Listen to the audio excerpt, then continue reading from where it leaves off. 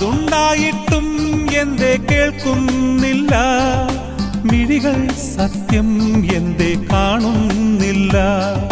കാതുണ്ടായിട്ടും എന്തേ കേൾക്കുന്നില്ല, മിഴികൾ സത്യം എന്തേ കാണുന്നില്ല.